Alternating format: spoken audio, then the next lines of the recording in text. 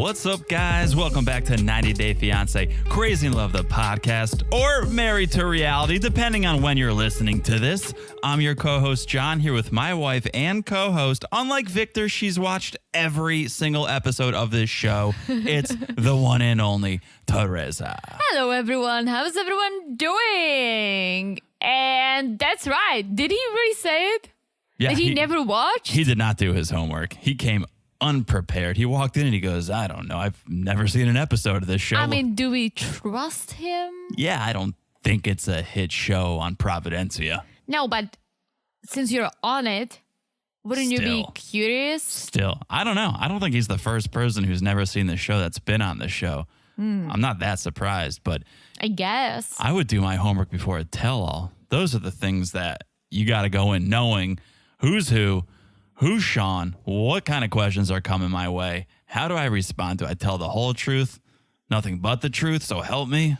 Or do I lie? And some people try to lie. Some people try to keep secrets to themselves, Steven, and they were called out. Listen, I don't buy that he did not know what he's walking into. Okay, I kind of buy it. I don't. I think he lies too. I mean, Really?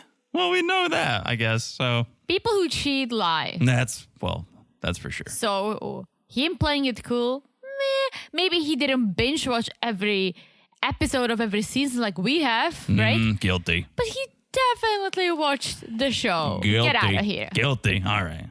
Who knows? Who knows? What I do know is that we're very excited to be here. We are in the midst of a name change. I'm going to say most of you guys listening, it's probably Tuesday or Wednesday, and the name change is official. So welcome. Welcome back to Married to Reality. Married to Reality. Thanks for being here. Thanks for finding us or for sticking around with the name change.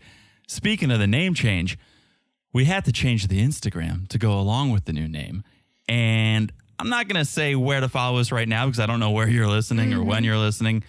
Go to the show notes. We'll have the Instagram handle in the show notes. So that's where you can find it and then follow us. Also, make sure you're following the podcast wherever you're listening. Apple, Spotify, TuneIn, Stitcher. That hasn't changed.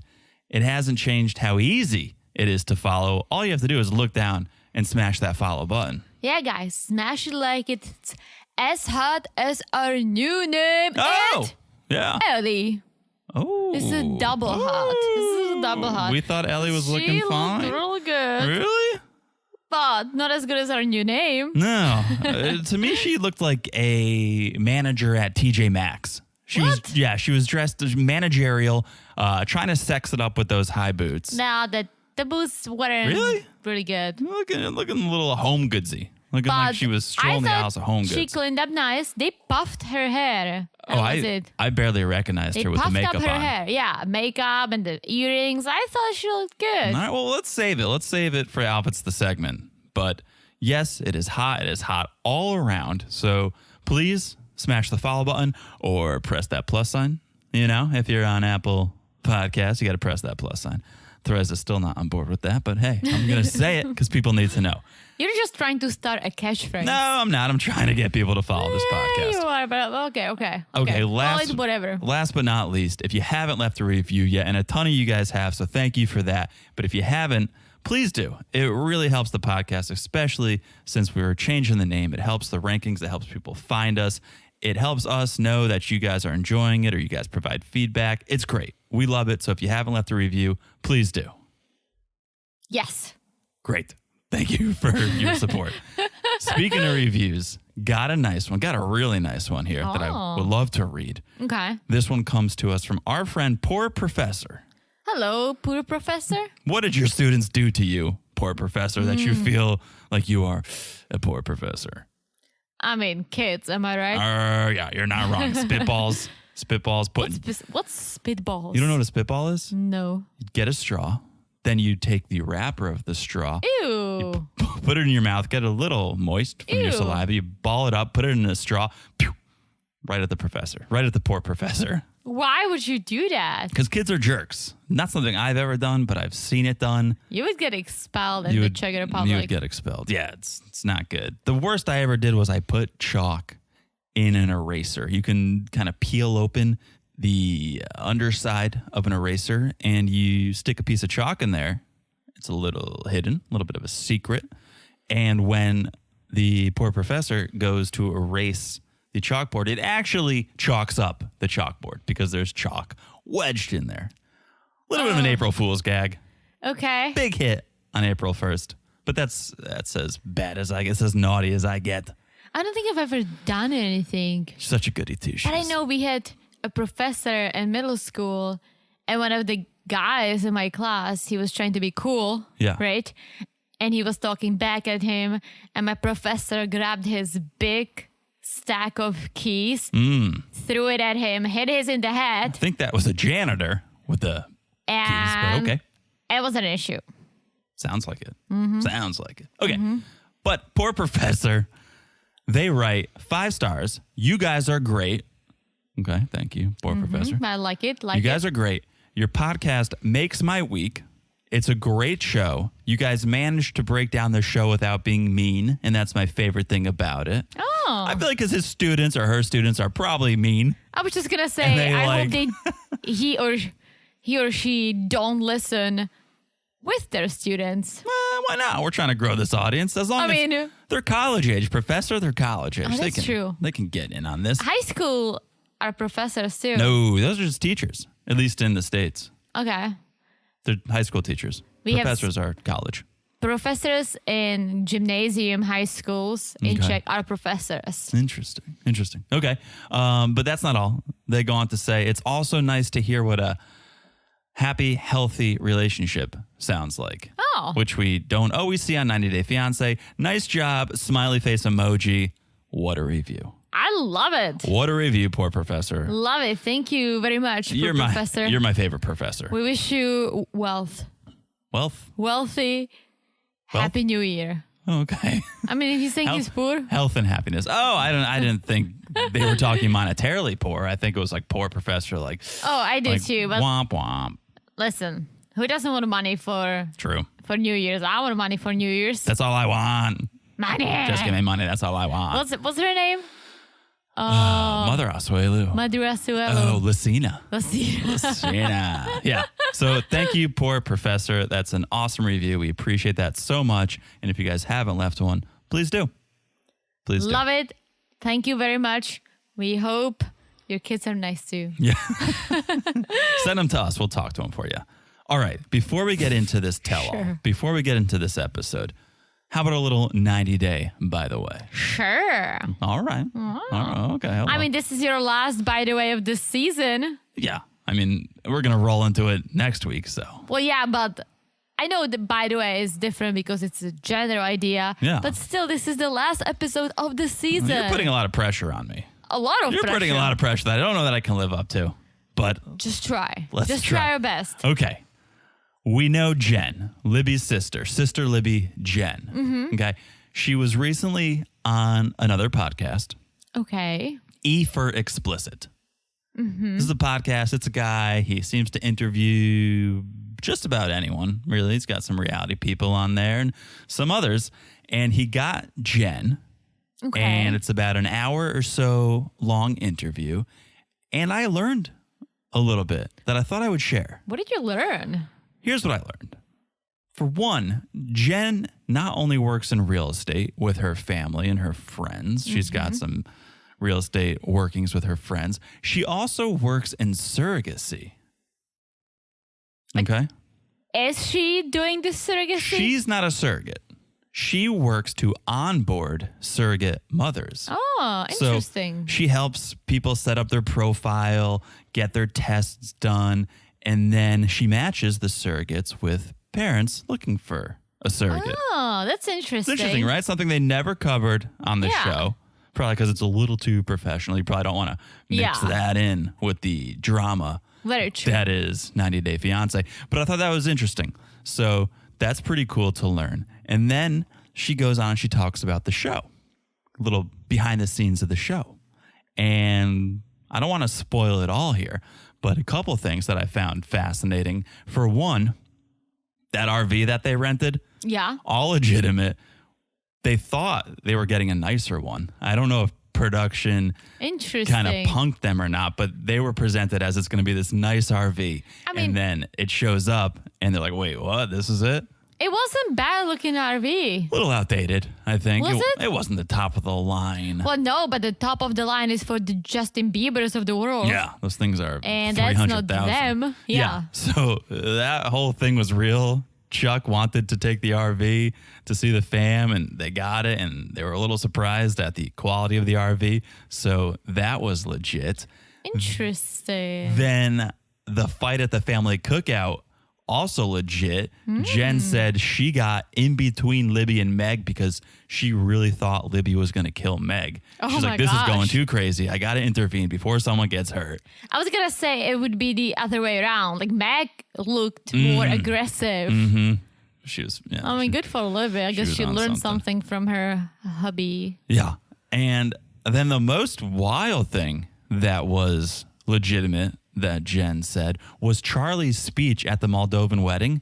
100% real, 100% authentic. Him drunk? Yeah. So apparently they were going to stop production for the night. They were going to say, we filmed, we got some great footage. We're going to shut down. You guys enjoy the rest of the wedding. But then Charlie grabbed the mic and production was like, no, keep rolling. Keep rolling. We got to get this. And I loved it. They kept rolling. He was wasted. It was all legitimate. And apparently after he gave his speech, production tried to do the interview, tried to do the confessional with him.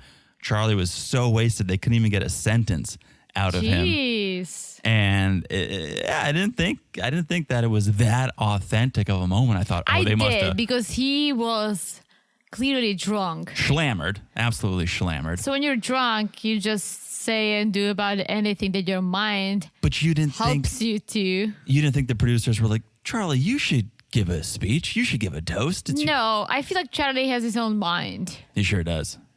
He sure does. I did think that was genuine. However, I did think the fight was genuine too. Although maybe I thought, oh, maybe it was a little exaggerated. But then there was the bouncer. The bouncer was there. So I did think that was real too. But about the RV, I thought it was like a prank.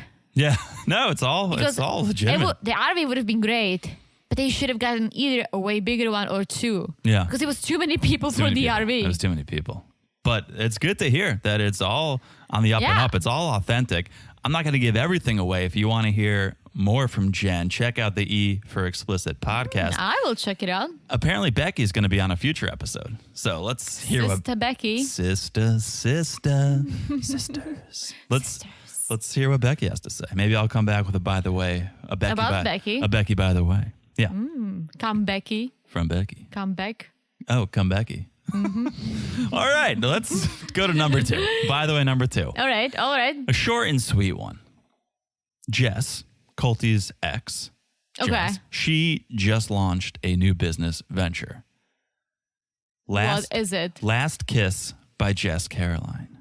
It is a vegan lipstick and lip gloss. Ah, Here's the thing. next. Can't find a website, can't find anywhere to buy it, no prices, nothing really. She launched it on Instagram.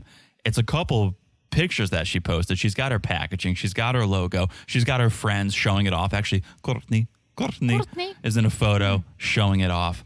But that's about it. You can't find where to buy it or how to buy it. And she's like, get it for Christmas. And I'm like, how? I don't know how. So kind of a poor rollout, but you can find it on Instagram at Last Kiss Jess Caroline. Let's wait for Courtney's photo with the eczema on her face. What do you mean? Oh, because of the product is probably. Yeah, honestly, Jess and her husband, Oh, Brian? Brian, they couldn't even afford a place to live. Yeah. Like, I guess they probably collected some money on OnlyFans. I can see that, right? Hello. Yeah. But her launching a lipstick. Come on. Doesn't even make sense. Why? No, and be like, how is she producing her vegan lipsticks? And I can tell you how, right? Mm-hmm. And this is just me speculating, but this is how definitely say this is your assumption. You don't know this. my assumption 100%, how a lot of people do their businesses with clothes, etc., and with makeup as well. You order it cheap with China and you relabel it. Sure. You order a plain product and you smash a label on it Yeah. and you sell it as something super vegan and super Jess. Meanwhile, I don't even think she knows what's in it. Who knows? Who knows? This is you speculating. This is you 100%. just throwing all sorts of shade at her. Because I don't see her as like a big mastermind behind something. Does it make sense? Yeah, I just don't know why she's trying to get into this industry out of all the businesses she could pursue. She should have started a shoe line, like Last Shoe or Jess Throws Shoes, because that was her big moment on the show, was her throwing a shoe at Colty. Very true. I would, you get a couple pumps or stilettos, and now we're talking. Or sell glasses. She has like a bowl of glasses. She should do a glasses line. Couple frames. Do a glasses line. Yeah, like why are you doing the lipstick? I honestly, and I said it before when I think Yara came up with a makeup line. Oh, who doesn't have a makeup How line? many people are gonna really trust some weird makeup line? Like you're putting it on your face. Yeah, Yara got into some hot water. I don't want to get too into it because who knows what the truth is. But some people are saying, "Oh, you're doing what Theresa's saying people are doing. You're just buying all this cheap product and relabeling." Oh, and someone quoted me. No, what you just said now. Well, yeah. The people said she's doing that. She's saying, "I'm not doing that. I actually am working with someone on this product. That's just the packaging that I'm buying in bulk." So who knows? Let's not get into it. But Jess, you're entering a crowded market space here. You got Yar with the line. You got Tiffany with the line. Darcy and Stacey have the House of 11 makeup line. You're not going to stand out, I don't think, No. Jess. You should have done shoes. You should have done glasses. Plus, let me tell you this. There are so many makeup brands. And either you So want to be many. a little fancy, you go to Sephora, or something more affordable that's still good. You go to freaking CVS. Yeah. And there's so many that sometimes when I need something cheaper, I go to CVS Target. Target, and I stand there for 20 minutes looking at all those products, Yeah, right? it's a crowded space. Right? I go to Sephora, I spend there 2 hours and half of my paycheck. But those are products I trust because I'm like, Right. someone must have tested them to put them in these stores, right? I don't think I would necessarily just try something that someone on the 90 Day Fiance said that's their product. And again, at least Tiffany, she's a cosmetologist. Yeah, I was going to say if I would try anything, but probably something from Tiffany. Yeah, she knows makeup. That's Yeah. her thing. So, Jess, good luck. Good luck. I think you're going to need it. Sure. Just keep showing your boobs and come up with glass frames. Glasses. Glasses frames, yeah. For sure. All right. Well, that's by the way, which brings us to the reason we are here, which is Sunday night, 90 Day Fiance. The other way, tell all part one and only one. Just one tell-all. Just one tell-all. Everybody knows the rules. That's all you needed. That was more than enough. It's all you needed. It was probably my least favorite episode of the season. Yeah, I tell you why. And I said it on our live last night. Guys, if you didn't join, what are you doing? We had a nice little crew there. It was fun. Yeah, it was It's fun. good to see you guys there, so thank you. I have to say, for some reason, I was a little tired. I wasn't drunk. Okay. I yawned. Okay. I yawned. You did yawn, and you also ordered that I go get you another glass of wine. That was after I yawned okay. to wake me up. But Sure. I was very Yeah, tired. alcohol is known to wake people up. I was very tired. Okay. But it was still great. It was fun.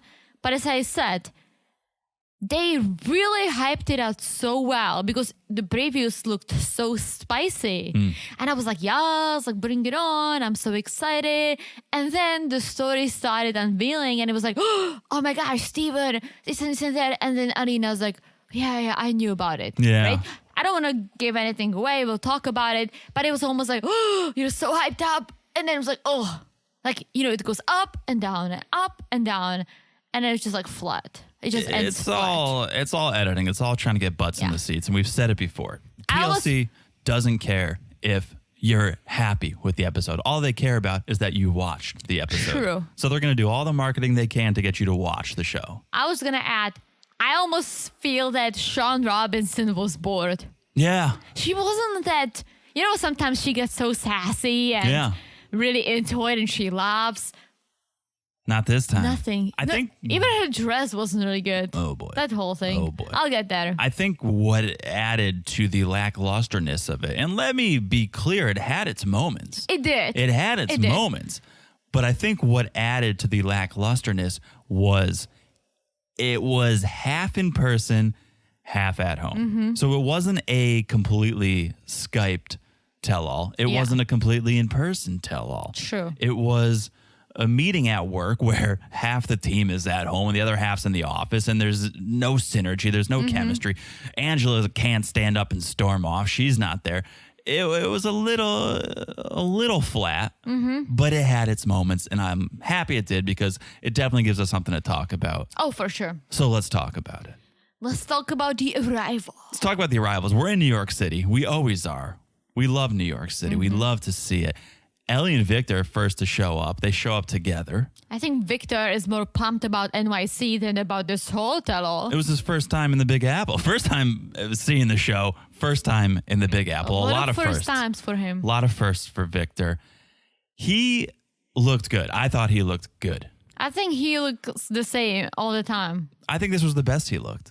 I think that blazer was nice on him, that velvet. Are we doing outfits the segment? Yeah, but not yet. Okay. Gee. So what are we doing here? What are we doing Pump here? the brakes. What are we Pump the doing? brakes. You take the lead then. So Well- Ellie and Victor come in. Yes. And then we have Steven. Yes. He's alone. As we learned, Alina's waiting for her visa. So she's in Russia. Steven, his first quote is, "Married life's been better than I expected it to be." Why? Because you are not together. Well, why do people get married if they expect it to be bad? I don't know. It's better than I expected. Well, if you thought it was going to be bad, why'd you propose to her? You should have no expectation from your marriage. It should be the same as your relationship. Which was a few weeks, so there's not much to go off True. there. True. But again, Steven and I'm sure Alina, they're one of the people who thinks, oh yeah, we're going to fix everything with the marriage. Mm-hmm. Because you're so happy on your wedding day. Everyone is. Even if your relationship sucks, you're still happy on your wedding day. Yeah, even Evelyn was happy on her wedding day. Oh, very true. But that doesn't last if you're not happy in your relationship. The one day is not going to fix it. Nope. Okay, so that's Steven and Alina. They're there. Then who's next? Kenny and Armando's at home. Just Kenny. Armando's at home, but don't you worry. Kenny's just there because of his daughter. He's about to pop a baby. Oh, very close. But Armando is home with Hannah. So they're good. They're good. All good. Okay. And Steven meets Kenny and says, oh, he looks much older in person than on TV. This was the first taste of Steven. Tell-All Steven, where we go, okay, he's the new Julia. He's here to stir shit up. Oh, yeah. He's picking a fight with the wrong person because as we learn, Kenny was there from day one, before day one, trying to give Alina and Steven a heads up of how things were going to go, show them the ropes. And here he is trash talking everyone's favorite, Kenny. Now I almost feel like maybe Steven got on the show to get the ladies. Forget Alina and the marriage and all the Mormon stuff. He just wanted the ladies. Yeah.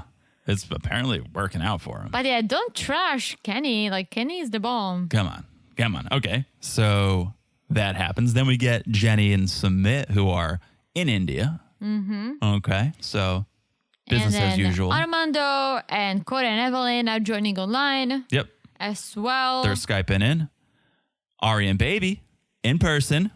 Okay. So that's the first clue that Baby did get some sort of visa. Do you have the feeling that Ari is like a chameleon? She looks different every single time she's on camera. And forget her head, it's her face. Her face changes. I'll give you that. She looks different every single time. And like sometimes she had this really old highlights that basically with like half of her head highlighted, half of her head natural hair, which I don't even count. That's just, didn't take care of herself. But her face is changing rapidly. Like, what does she do? And I feel like either she keeps gaining and losing weight or she keeps trying new makeup, but she looks different every single time. Maybe a little needle here and there. Maybe a nip and tuck here Well, and I don't there. think she was doing anything like that in Ethiopia. Well, was in the States for months at a time and then went back. You think Janice and Fred don't even pay for their living situation for the kid. They also pay for her Botox. Yeah. Oh, for sure. Well, she's also getting money from the show. Living so the best life. She's got a little bit of cash coming in. Who knows what she's doing with it. But yeah, I agree with you. She's got the many faces of Ari. Okay. And then That's it, right? Yeah, they're ready. They say, hey guys, we're ready to roll. And everyone walks on set, Yeah. sees everyone on TV. And this is where Outfits the segment is happening. I really feel like we should have done Outfits the segment before. I really feel like we had a great opportunity to talk about everyone's outfits. But now we're going to go back and talk We're not about their going back. outfits. Now everyone's sitting down, what is on TV, and now we're going to talk about the outfits. Okay, here we go. This is my segment. Teresa- Just follow my lead. Teresa lives for this segment. If this is your first tell-all, this is something we do every tell-all. This is something Teresa does every tell-all, and I just try to keep up. It's called Outfits the segment, and here's how it goes. All right. Kenny looking great as always. I have nothing to say about Kenny. He's looking fabulous. Here we go. Boy, did I miss Outfits the segment. Looking fabulous, okay? Armando, I'm loving that yellow shirt and the blue blazer. He's looking fabulous. Very nice. Also, let's not forget Hannah's new haircut. Looking fire. Adorable, right? Yep. Steven, why is he wearing hiking boots? Okay, great. So this is my first note. Steven, he's got his maroon-ish shirt, his plum shirt, tucked in to his pants. Okay, all right, I'll forgive you for all that. And then you go down to the feet. And as I always say, men's fashion starts at the feet. And he's chosen to go with a hiking boot. and here's what I'll say about the hiking boot, because I want to bash him for this, but I feel like I've been there. And he's not the guy that's got the walk-in closet with a ton of different options and shoes up the wazoo. He's got what he's got. And he got to the point where he's like, I'm going to New York tomorrow for this tell-all. I got to look presentable. I need dress shoes. I don't have dress shoes, but I got brown shoes and they're hiking shoes. And so he's like, that'll work. So he put on his brown hiking boots thinking, they're brown shoes. They'll work. How have you ever been there? You have more shoes than many ladies. But I don't have a lot of dress shoes. I have a lot of sneakers. You do have nice dress shoes. I have like one nice pair of dress shoes. You have more.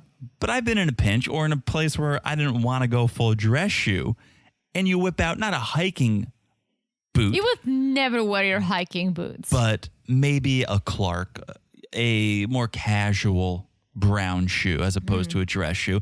And so listen, it was hilarious to see he was still wearing the dress socks underneath the hiking boot. But I'm going to cut him a little bit of slack because at least he wasn't wearing flip-flops. True. And also, he was playing it safe. I mean, you don't know how much you have to walk in New York City. It's very true. You've never been. I'm sure he expected someone to say, Steven, take a hike. Or maybe he thought he's going to be walking up the Empire State Building. There's elevators, Steven. Okay. I don't even think you can walk up. No, definitely not. Well, I'm sure there's a staircase, but...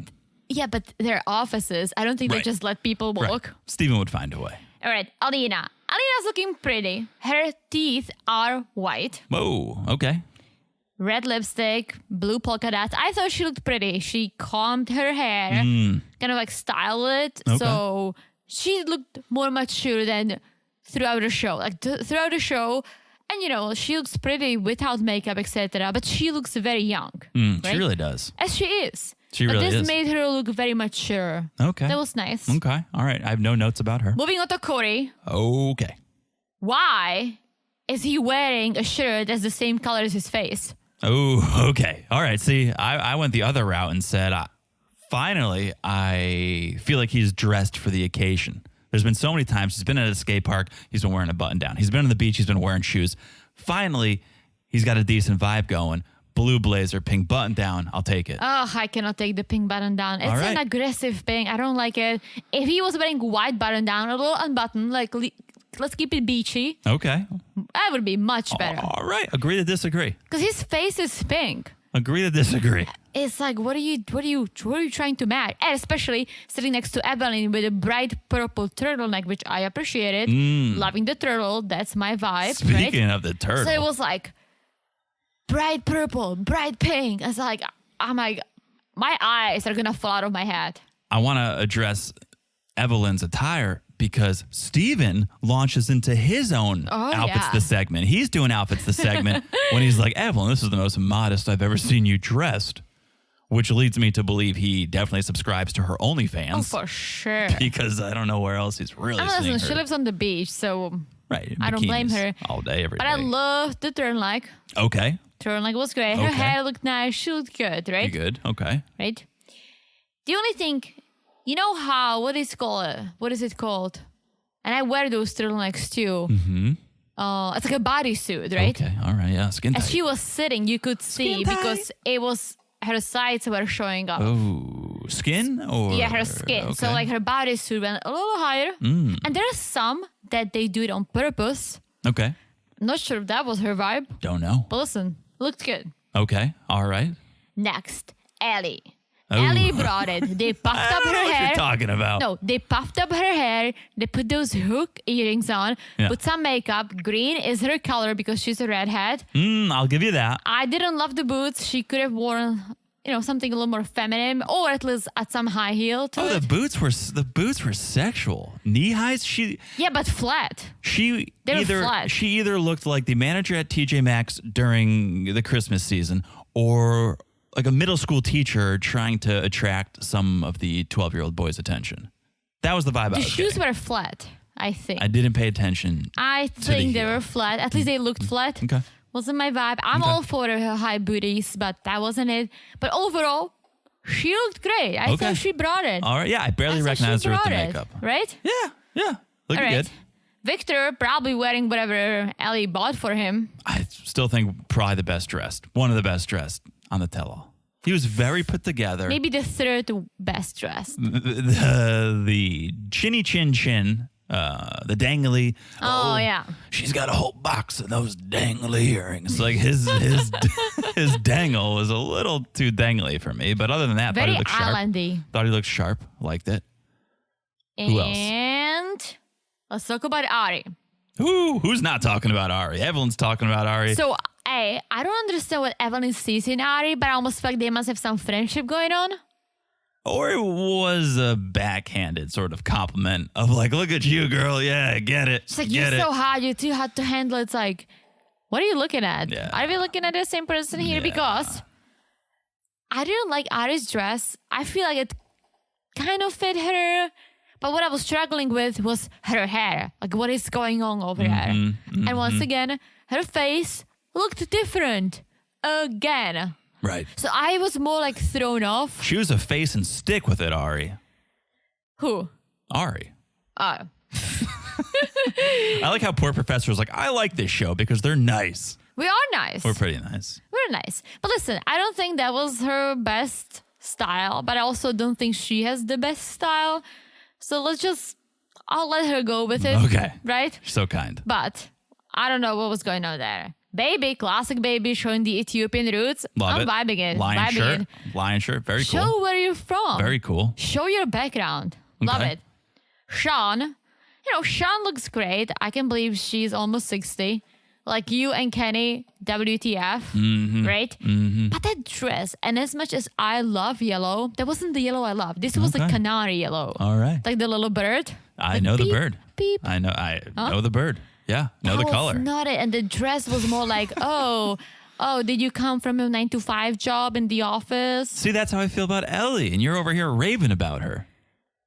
It's because Ellie You're used to cleaned up. seeing you're used to seeing her wearing the shirt she sleeps in, her sleep shirt in a tent. Of course, anything's gonna look better. And that's what I'm saying. She cleaned up nice and green is her color. However, Sean always looks great. So when she chooses a dress that's not that great, I'm going to call her out. All right. You know? Fair enough. Fair See what enough. I'm saying? Okay. Leslie. Oh boy, we're doing ancillary characters now. Leslie looking hot. Fire! Fire. That's the person. The whole who, makeup, the hair, Boobs the out. suit. Boobs out. I want to wear that suit. Yeah, I she might look- wear it. She looked great. Do we have a wedding coming up? This is what I'm going to Not be rocking. that would allow that. I don't think. And Lipsy, we learned that she talks. Yes. She looked nice, but nothing. I feel like I don't really register her. Sitting next so. to Leslie, everyone was gonna just Exactly. fade away. And Matt and Taylor. Oh boy. Okay. Who- Matt looked like he just came from the church.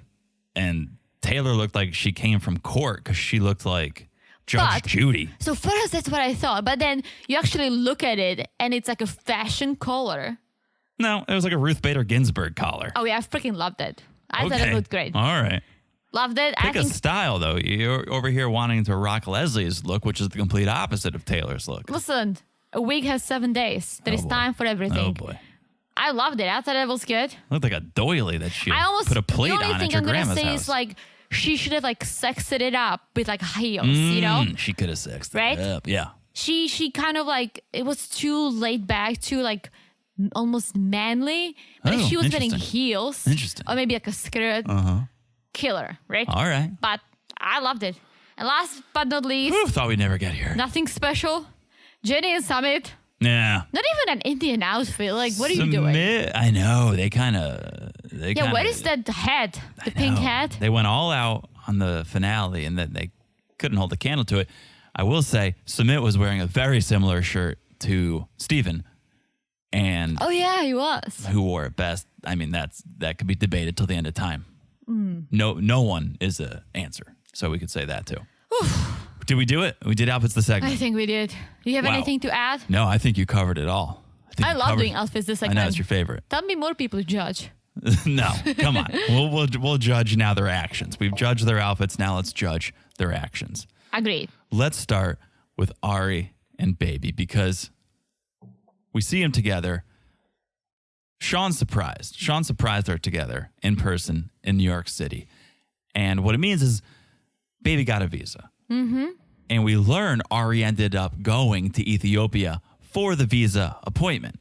Yes. She said, you know what? I'll do it. She made it happen. So now they're living together in the States. And to me, this was just some TLC editing that made it look very dramatic at the end because they could have kept rolling and they could have showed us that she went, but they wanted to end the season with us going, oh my God, Ari's not going. Of course. And it was a great lead up to this episode. Yeah. As I'm saying, nobody expected him. Right. Well, they be could in the have US, they so. could have teased the reveal then. They could have done a whole Angela thing, walking in by herself. Like Ari could have come in by Oh, yeah. herself, and then Baby could have come in. They didn't play it out as well as they could have. They didn't, but it was their surprise. Yeah. And, they're in the States now. Abby the baby is doing great. They're all apparently doing well. The relationship is good today, as Baby said.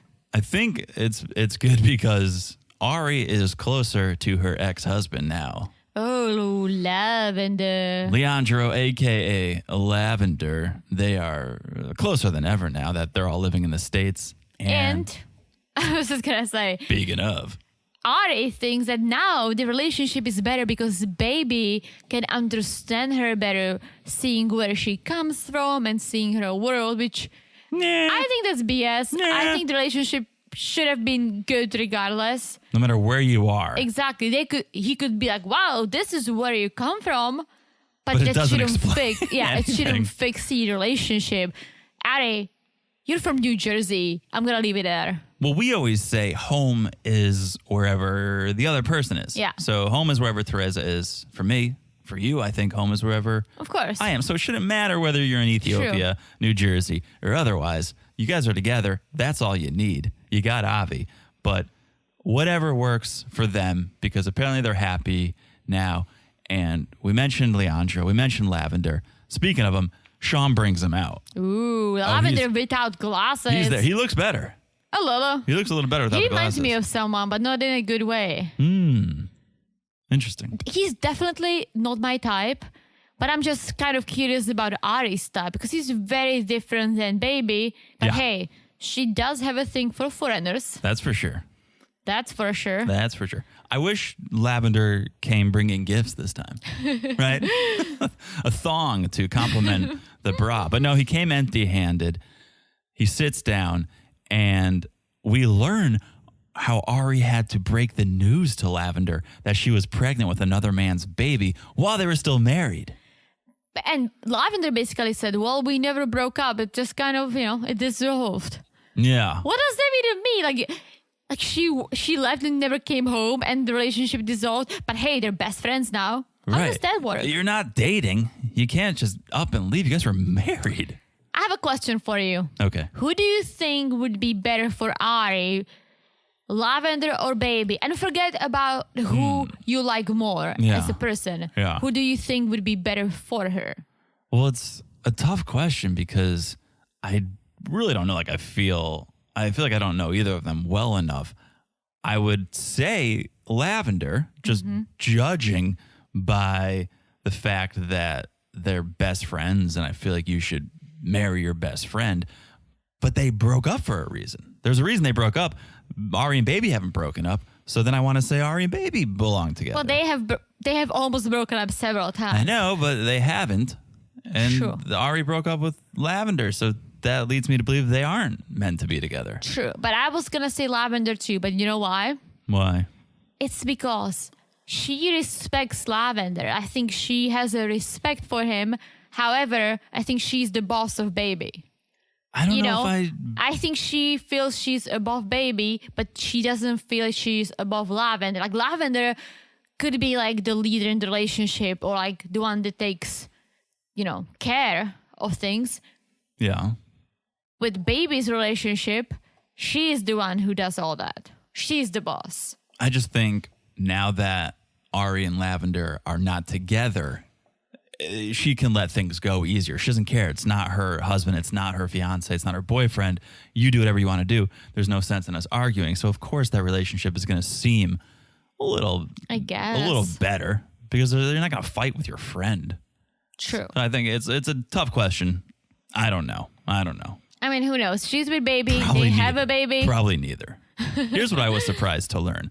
Ari speaks fluent Spanish. Yes, I Right? didn't know that either. And I was almost going to say, she's been living in Ethiopia for so long, she didn't even try to learn the language because she probably thinks English is the best. Yeah. Meanwhile, girl speaks Spanish. Fluent Spanish, apparently. She'll have 2-hour-long phone calls with Lavender in Spanish. And that is concerning. A little concerning to me. Yes. If I was Baby, I would learn just the sexual words. So at least I could hear, that's not good, right? He doesn't have to learn the whole language, True. but just learn the words that would send up red flags. Agreed. So Lavender brings up the fact that, well, we're best friends. Sorry that bothers you. If I was a girl best friend and we were speaking for hours, would that bother you then? And Baby's like, well, no, but not only are you a guy, you're the ex. Indeed. That's the issue. Lavender. Exactly. And everyone's like agreeing with Baby. Everyone's just like nodding their heads. Lavender portrays himself as this smart guy. He's wearing Einstein shirts. Is he? Oh, he was in Ethiopia. He was in Ethiopia. He thinks he's this genius, yet he can't understand this. He doesn't comprehend this, why this might be an issue. Come on, Lavender. I think you're better than that. I think you shouldn't be surprised by that. And I'll ask you your opinion on this. He goes, well, okay, Baby, if you told me to stop talking to Ari, it wouldn't matter. I would need Ari to tell me to stop talking to her. Then I would listen. I don't know how I feel about that. On the one hand, I'm like, well, you should respect the husband. But on the other hand, I'm like, well, you guys are best friends. Like, so shouldn't Ari have a say? I almost feel like Ari should not be best friends with her ex. Let's start with that. Oh, that's okay. That's probably fair. Like and not even like her ex, like, oh, we dated in high school. She was married to him, right? Yeah. That's a For whole 10 different years. story. Like, Long if time. you were friends with a girl that you dated in high school, Yeah. I would have a little problem with it, but I would probably be like, you know what, like if has her own relationship, I get it. You guys are friends. Not that you would be talking on the phone for 2 hours. Right. I would be okay if you texted once in a while, right? Right.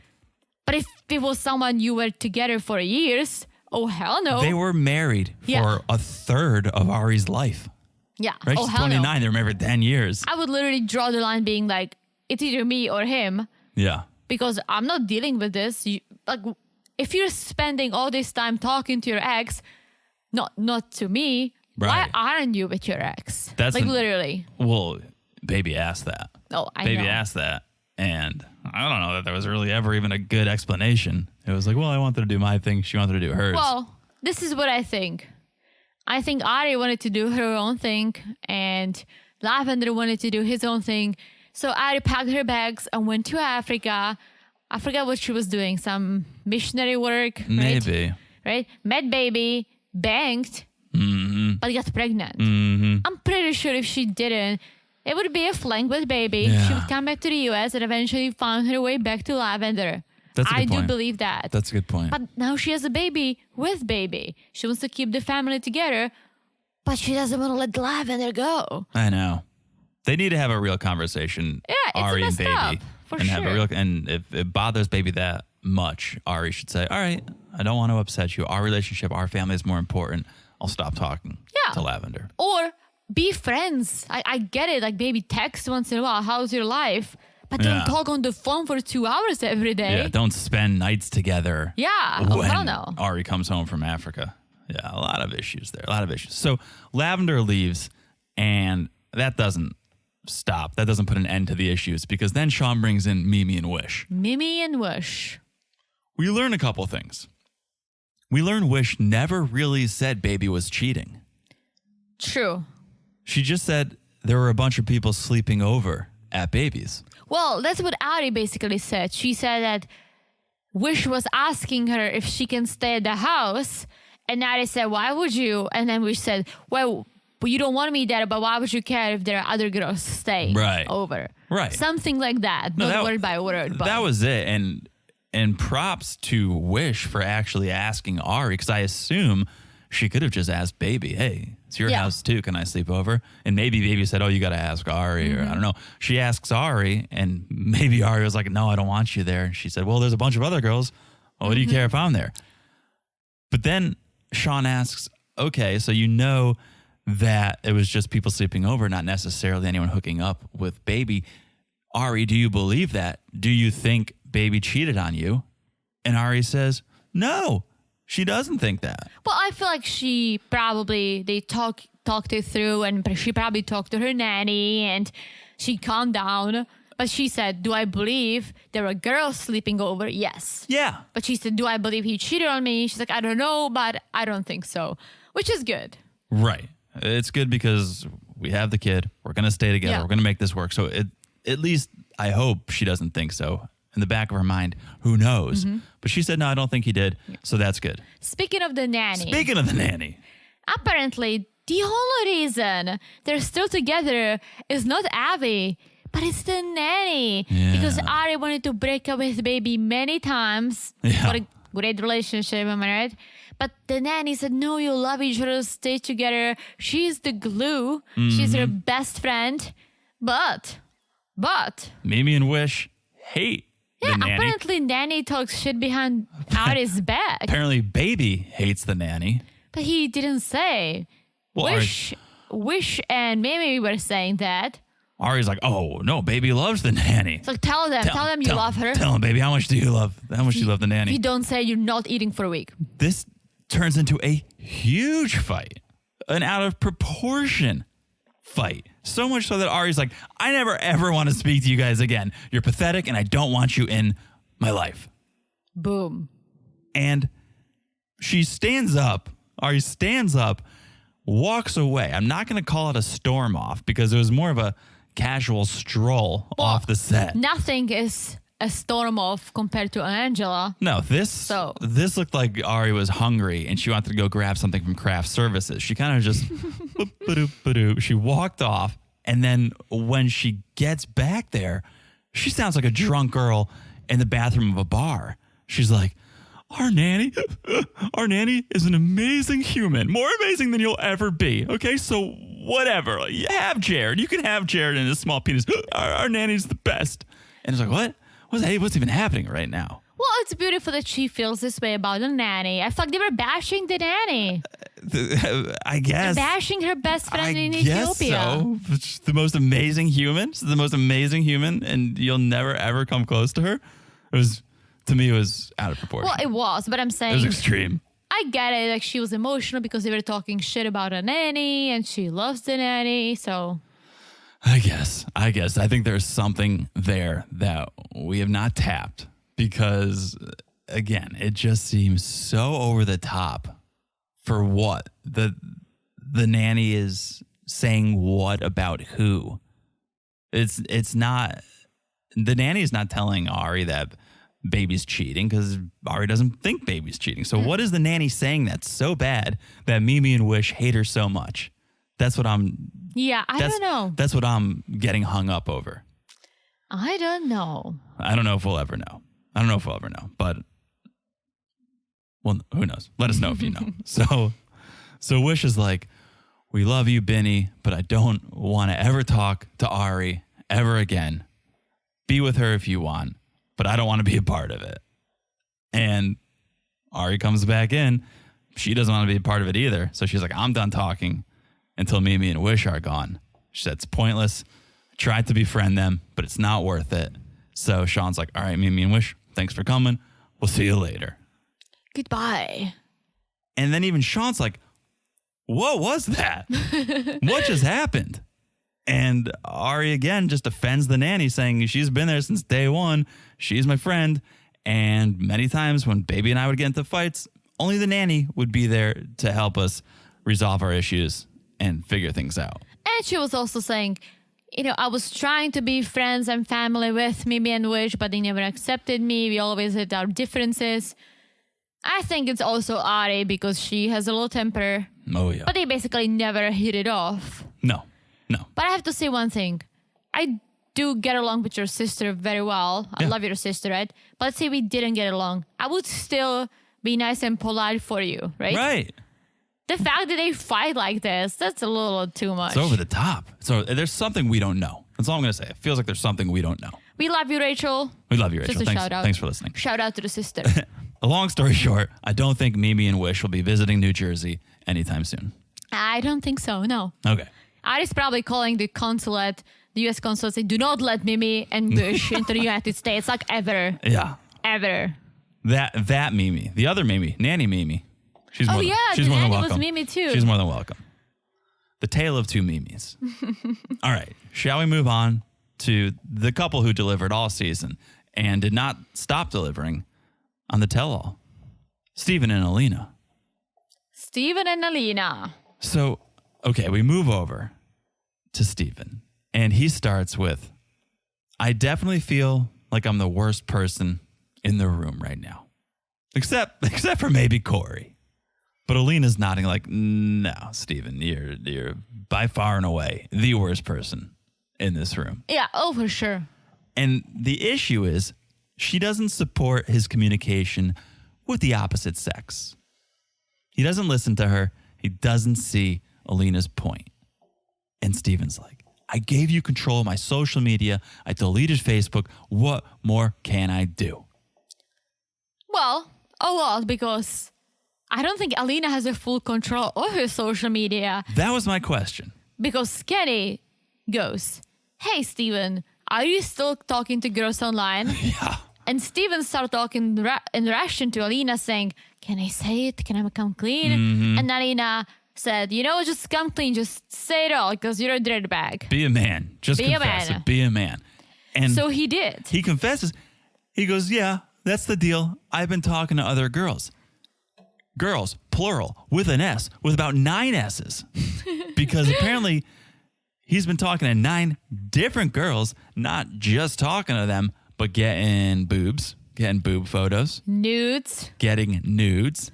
Sending a dirty tongue picture saying, sending teach me tongue. how to use it. Or I don't know how to use my long tongue. I have a really big tongue. Too bad I don't know how to use it. That's so dirty. Ugh. Even though you had your clothes on, Steven, that's probably the dirtiest thing you could have done. Disgusting. And Alina finds out all of this because the girls are screenshotting these messages and sending them to her. So how does she have a control over his social media? Right. I don't think she does. Because there's no way he's got a Finstagram or like a fake account and girls are finding it and sending Yeah. it. So either he does have a fake account and he's reaching out to these girls saying, hey, it's Steven from 90 Day. Here's my tongue. Or she doesn't have complete control. Maybe they share control somehow. But you would still see the messages. You would still see the incoming messages. So is this a fake storyline? Like something doesn't add up. Something is fake here. Either. I feel like she doesn't have a control over his social media. Okay. Or maybe Facebook, but not Instagram, or Instagram, but not Facebook. Or maybe she has access, but hey, Russia, if Czech Republic is 6 hours ahead, Russia must be 7 or 8. She lives in Siberia, maybe 9, right? I'm just guessing. I don't know the exact. But there is time of the day when Steven's up, but Alina's sleeping. It's still too risky. Still, have you met Steven? I know. You're but married and you're talking to 9 girls who are sending you nudes and you're sending them your tongue saying, oh, my tongue is so long, but I don't know how to use it. I don't think he even thinks of things being risky. Apparently, they got into a fight, and that's when this all started. So maybe they got into a fight, and Steven was like, you know what? I'm taking my social media back. I'm changing the password. And maybe that's what happened. But and he needed to blow off some steam because he got into a fight with his wife. So he's like, you know what? Best thing I'm going to do is I'm going to talk to 9 girls. Yep. To blow off some steam. Yep. But hey, I'm married, but who cares? Yeah, and this is where we learned Kenny FaceTimed them. Kenny being the upperclassman trying to give advice about all of the attention they're going to receive and that they should just ignore it. And Kenny was like, even I was getting boobs, okay? Yeah. Even girls were sending me boobs. And they cut to Sumit when Kenny says this, and his face just says, oh, really? Boobs? Like, nobody's sending me boobs. Like, poor Sumit's over there like, wait, even Kenny's getting boobs? Sumit's not getting any boobs. Or he's getting like babichka boobs. Well, he likes that apparently. He sure does. That's a treat for old Sumit over there. Yeah. So Steven says, I know it's tough. It's not a good look. It would be easier if I just had a way to suppress my urges. If I could just suppress all these feelings I have, it would be easier. And he comes out like the creep that he is, like the disgusting husband that he is, and says, I really want to have a threesome. I really want to have a threesome. And this is the definition of having your cake and eating it too. And I call him a creep, and maybe that was a little premature because apparently he was upfront with Alina about this. Apparently he told her this very early on, hey, I want to have a threesome. If that's the case, then he's fine. Then he's fine because this goes to our number one, our golden rule of don't expect people to change. Exactly. And so if in the first couple days or weeks of talking to Alina, he said, hey, I kind of want to have a threesome. Well, that's not going to change. So she shouldn't be surprised. But almost like this is what I'm curious, and it's going to lead up to what follow with all the Mormon stuff. He is a Mormon, right? So you're on a mission. You meet Alina on the app or something, right? You're telling her to read the Book of Mormon, to convert, etc., etc. How do you loop that information in that you want to have a threesome while telling her that you have to wait to have sex until you're married, Right. etc.? That's not like, oh, you're at a frat party and you meet this guy, you're like, but I want to have a threesome. You're like, okay, college, who cares, right? Yeah. That's very different. How do you even loop it into this conversation when he's trying to portray himself as this good Mormon? Right. You can have a threesome with Jesus, right? Make a little room for Jesus, but I that's guess. but that's about it. It's a good question. It's one I didn't think about, but I'd probably be disgusted to find out how it came up in conversation. But we learned something interesting that I don't think anyone knew.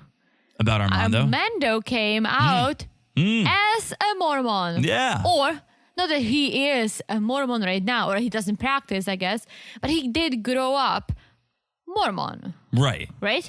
And Armando basically said what all of us are thinking, that Stephen is preaching water but drinking wine when it comes to Mormonism, because he kept telling Alina, oh, you have to read the Book of Mormon, I'll give it to you in Russian, no sex until the marriage, and you have to convert, etc., etc. Meanwhile, not that he was breaking the Mormon rules and banging girls, he was cheating on Alina, breaking the rules, Right. banging all kinds of girls. Yep. It's not even like, oh, I slipped because I was curious. Oh no, he slipped so many times. Yeah. But yeah. he still goes and says, oh, I don't know if I should marry her because she hasn't converted yet. It's like, seriously?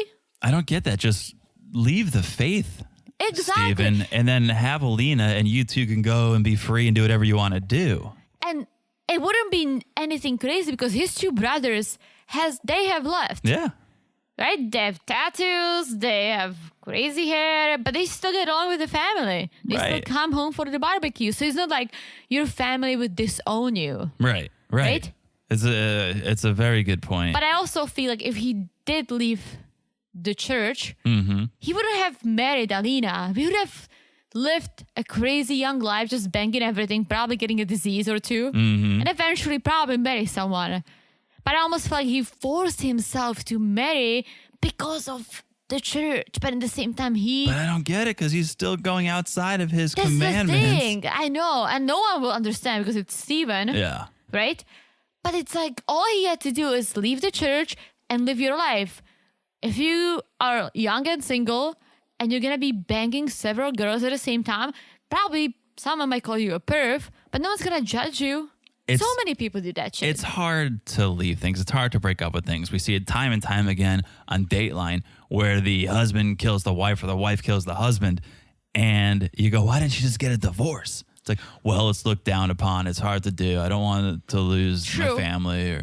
But again, his two brothers I know. left. So it's not like, oh, he will do something crazy that his family will be like, oh, we disown you. What are you doing? He would just be like, oh, let me just follow my bros. Let me follow my bros. I'm sorry about it. I'm going to live my life.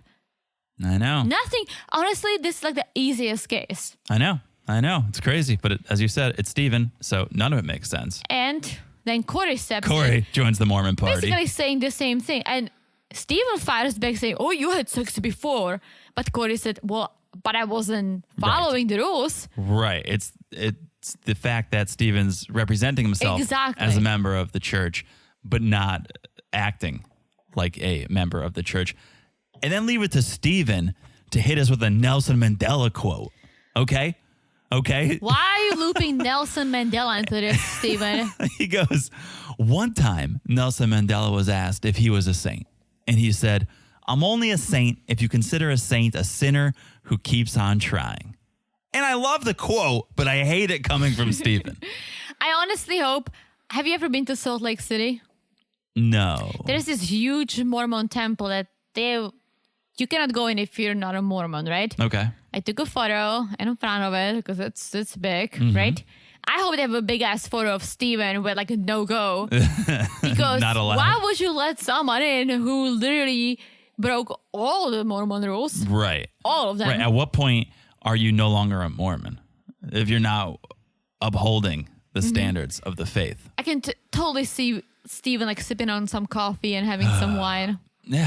Yeah. Okay. So Sean then proves the point even further that Stephen doesn't really uphold the commandments because we find out that just 2 days before Stephen left for Turkey to marry Alina, let's not forget that was the reason to go to Turkey, was to marry Alina, he decided to meet up with his ex-girlfriend, Vanessa. And there is a video clip of that. Little never-before-seen footage of this meeting. It's Stephen and Vanessa. Stephen saying he wants some advice because he doesn't want to repeat the same mistakes he's made in the past. And, Vanessa, she's like, well, maybe you shouldn't message me about how good I look in my photos I like Vanessa. Yeah, Vanessa. She was like, great. I don't want to be your teacher to manhood. Your teacher on your path to manhood. And if we never talk again, that'll probably be too soon. Oh, yeah. Yeah, she seemed like a good girl. But let me point out one thing. Both Vanessa. Mm-hmm. Did I say Vanessa? Vanessa. Yeah. Both Vanessa. You got this. Both Vanessa and Alina are very pretty. I know. How does Stephen keep getting these girls? What are you doing? Is it a tongue? I think it's a tongue. Are girls attracted to the extra long tongue? He doesn't know how to use it, so... It's not like he's a muscle man or anything. He's like a spider. Just like a muscle man?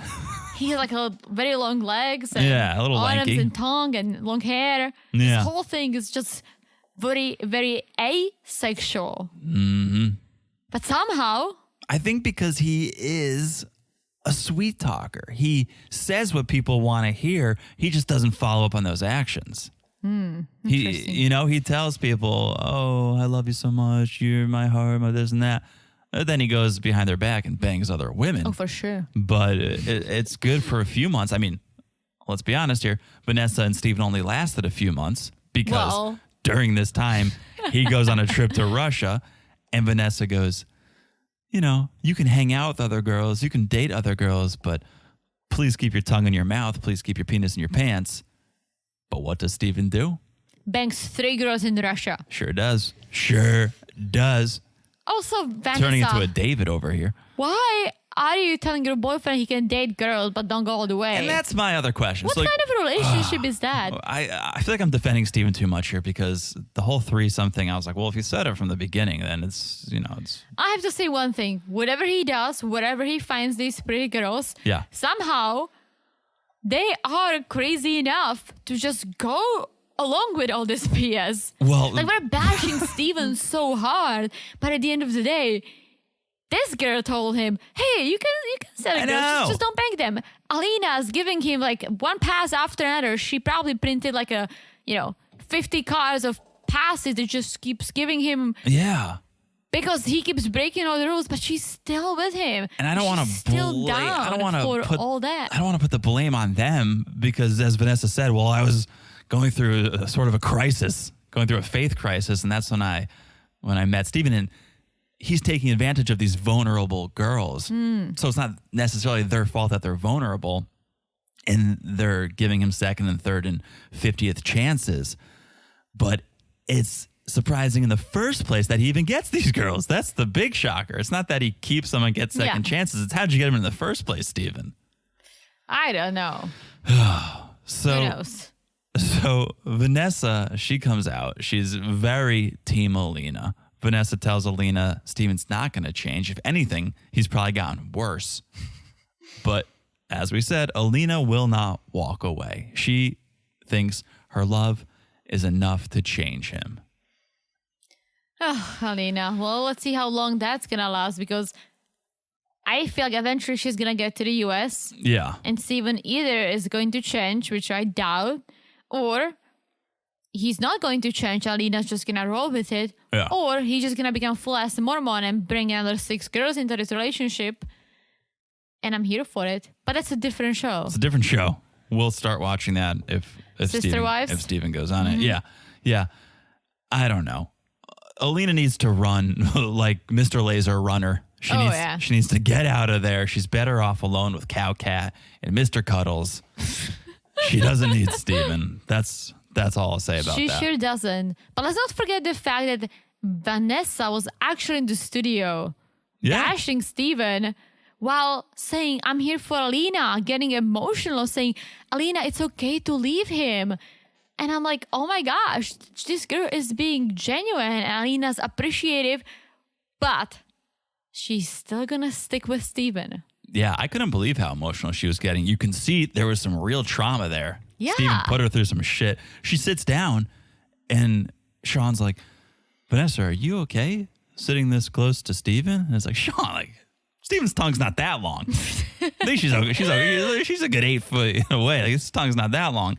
But yeah, she got so emotional. She was brought right back to this place of torture or whatever he put her through. Not even a torture, but I mean, like mental. Oh yeah, like your boyfriend's going to Russia for 3 months and you're like, oh, it's gonna be great, it's gonna be back. And he comes back saying he banged a couple of girls.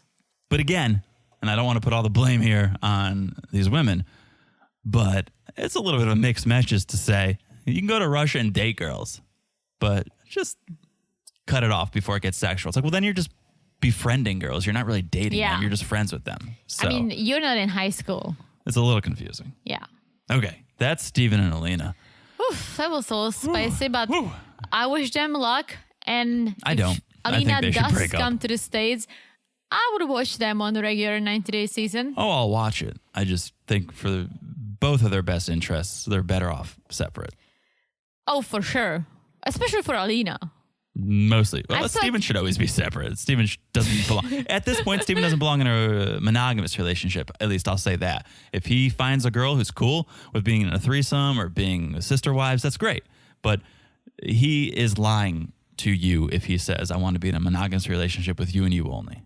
Well, at first, I feel like if you do want to have sister wives, you probably have to make some decent cash. Like True. taking care of several ladies. True. Get out of here. True. He is the Terminator of exterminators. You do forget that. I think you forget that often. All right, let's move on to, and you tell me who we're talking about next because You got all lost there. I'm sorry. my notes are all over the I'm place. sorry. Okay. Jenny and Sumit Okay. is who I have next. And Sean opens up with a question we never thought would ever be asked in the history of 90 Day Fiancé. And that question is, Jenny, how does it feel to be married to Sumit? It was amazing, and I'm still kicking, so things are good. Yeah, she feels relieved, primarily because nobody can throw her out of India. And guess what? They get a round of applause from everyone, including us. Nice little round of applause here. Because no one expected it. I definitely saw Jenny on the plane back to USA just cursing Sumit off, living off of her daughters because she blew her 401k, counting her beads. Yeah, but nobody saw this coming, but here they are. So then Sean asks, Sumit, do your parents know you're married? And of course, they do not. Sumit thinks, though, maybe I'll break the news today. Maybe. When there are multiple witnesses here in case anything goes down. And this was the moment when I was really hoping for some drama. Yeah. When Sean says, Sadna and Anil, are you there? And also joining us, Amit and Shri. Yeah, let's make this a fair fight. Let's bring in a few. And you could see Adna's face. And I'm like, oh, yes, yeah. In the previews. Sadna. Yeah. What did I say? Adna. I think. Sadna, It's Anil Adna, and Anil. Sadna. Blah. Yeah. Okay. You got it. Sadna. You're struggling with the names tonight. A little bit. Vanessa, Sadna, Anil. Vanessa, Sadna, Anil. You got it. So in the previews. Sadna the segment. Sadna the segment. Here we go. In the previews, Sean was like, okay, Sadna and Anil are joining, and the camera just zoomed onto Sadna's face, and she looked like she's gonna kill everyone. And I was like, oh my gosh, they told her she's gonna freak out. I'm sorry, guys. It was just my hands landing on the Your table. disappointment. My disappointment. Yeah. You heard my disappointment in the background. Because that didn't happen, right? Nope. They are joining, all of them, right? And they show us the throwback on the parents accepting Jenny. So much love when we will love you. We will love. Did not really translate well. We love you so much. Sadna was like, we will love you. Okay, we will maybe love you one day. Anil, we love you so much. Welcome to the family. Much love. Welcome to the family. Put it here. Jenny's crying, was very emotional, right? Yeah. Apparently, that did not last too long. No. And Jenny was pissed about that. She thought everything was fine, but then of course it all changed. And Sean asks Sadna, well, what are you doing? Like, don't you feel like you're going against the astrologer? You're trying to split them up. The astrologer okayed this. You guys love the astrologer, so shouldn't you just go along with it? And Sadna says, well, we support them living together. No one stopped them from living together.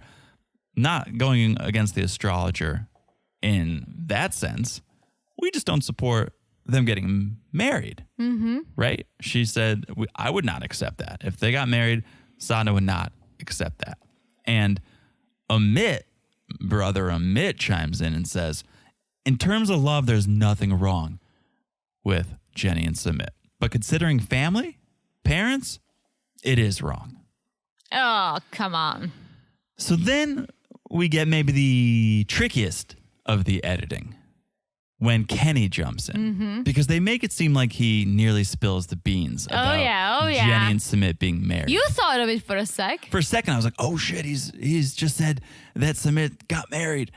But I think what it was is Kenny's saying, mom and dad have done everything to get in the way of the relationship. It hasn't worked. He's gotten married to someone else. But they said he's gotten married, and there was a pause to someone else. And I think that was editing. I think they built in that pause because Sumit did get married to someone else. His parents did have this arranged marriage. So I think Kenny's saying, look, you guys have tried everything. Yeah. You guys have tried to get in the way. You guys have tried to pawn him off on someone else. But I feel like everyone was like, oh, like you could see everyone's faces like, yeah, but again, did he spill the beans? They could have edited that from other reactions throughout the tell-all. You see, you know how the business works. I do know too. But either way, Kenny feels like it's cruel, and it is a bit cruel. It is. It's been 10 years in making. 10 years. They spent 10 years trying to separate them. And as Kenny said, they even married Sumit to someone else, and right? that didn't work. It didn't stop. Why don't you give up? 10 years of this headache, 10 years of you fighting with your son. Right. Just give up. Right. If your family is so important to you, because that's what this is all about, is you're keeping your family together and not getting insulted from the community. If family is so important, accept your family. Yeah. And you guys will be happy together. And that's all that Sumit wants. He just wants his parents to be like, you know what? Be together, marry, be happy. I mean, Jenny's old. How long is that going to last? Right. Right? Moving on. Like, they're not asking them to throw a big wedding or anything. Just a simple acceptance. Well, Anil goes, why do you need marriage? You're living together and that's enough. Why are you so anxious to get married? And it's a good question. And I think Jenny answers it the best she can when she goes, we love each other. Why does anyone get married? Because they want to. Well, I think the most important part of this whole thing is her staying in India. Not a good answer to tell parents that. True. Not a good answer. So I think her best answer is the one she said, which is we love each other and people get married when they love each other. Of course, there are government issues, visas, financial, taxes, health reasons, like healthcare. And there's those reasons, but those aren't sexy. Those are not romantic reasons. So I think she answered it to the best of her ability. True. And Kenny goes, imagine if your parents didn't let you marry Shri. And Amit, like the favorite son that he is, goes, well, I wouldn't have married her. Shri's like, what? You can see she's like, but I'm curious, and I think you and I kind of touched up on it. Yes. Touched on it. Yes. I keep saying touched up. Yeah. During our life, saying, was that an arranged marriage or did they meet naturally? We thought, and then a bunch of our friends on the live thought it was arranged. And let me say, if it was arranged, Amit lucked out because Shri's looking good. She is looking good. Very pretty. Her eyes are amazing. But not even that. Forget her looking pretty, right? No, I'm not going to forget that because I didn't notice it when we saw her last. But this time I was like, all right, Shri, I see you. Yeah. What I'm saying is they seem to have a nice relationship. Sure. We don't see too much hanky-panky or romance, but... They don't seem like two strangers that don't want to be together, but they have to because someone matched them. Right. Okay. So... Then again, we get this little hype up where we think, oh boy, here we go. Because Sean goes, all right, Sumit, is there anything you'd like to say to your parents while they're here? Anything at all? Sumit starts rambling. He's like, I know it's hard for you guys. If people are talking bad about us, it won't make a difference. The only thing that will make a difference is your acceptance. This is not the reveal Sean wanted. This is not the reveal any of us wanted. So she tries again. She's like, okay, Sumit, but is there anything else? Anything that you want to say to your parents? And Sumit kind of rolls his neck. You can tell he's stressed. And Anil gives Sadhana this look like, oh boy, what is this? And then Sumit bails on it again. And Jenny's just left shaking her head. But I have to say, as much as I wanted to see this, I was there for it. I understand because Sumit wants... Sadhana and they leave. Sumit says, this is a conversation I want to have face to face. Which I agree with if it was anyone but Sumit. But Sumit's a huge liar. He's a huge liar. And if you asked me to put $100 down on it, I would say $100 says he's lying and he's not going to actually tell his parents. And listen, he doesn't have to tell them. He doesn't have to, but he should. He really of course should. He should. But I'm saying it's almost like Jenny got what she wanted. They're married. She can stay there. If Sumit is a pussy. Oh, hello. And he doesn't want to tell his parents because he's scared. He doesn't have to. They're going to find out eventually. Not eventually.